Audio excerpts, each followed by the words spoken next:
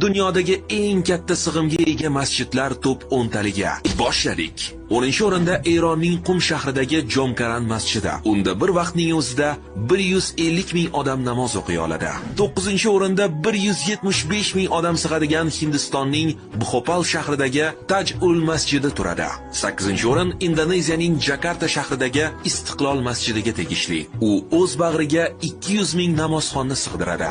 7-o'rinda esa diqqat qiling, Qozog'istondagi 2022-yilda qurilgan Ostona bosh masjidi.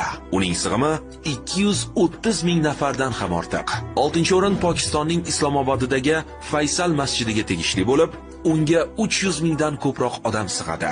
5-o'rinda esa 400 mingdan ortiq namozxonni o'z bag'riga sig'dira oladigan Falastinning Quddus shahridagi Al-Aqso masjidi turadi. 4-pog'ona yana bir bor Eronga tegishli. Bu safar Mashhad shahridagi Imom Rizo Shirin masjidi.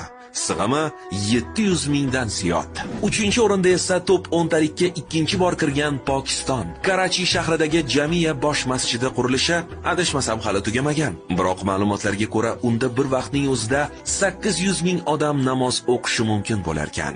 Sig'imi bo'yicha eng katta bo'lib qolaveradigan 2 va 1-o'rindagi masjidlar esa shubhasiz Saudiya Arabistonida joylashgan. Islom dinimizdagi ikkinchi eng muqaddas masjid Madina shahridagi Al-Masjid An-Nabaviy 1,5 million namozxonni o'z bag'riga sig'dirsa, Makka shahridagi qiblamiz, biz uchun eng muqaddas bo'lgan Ka'batulloh joylashgan Masjid Al-Haramda bir vaqtning o'zida, diqqat qiling, 4 milliondan ortiq odam ibodatda bo'lishi mumkin ekan. Video manfaatli bo'ldimi? Unda boshqalarga ham ulashib qo'ying.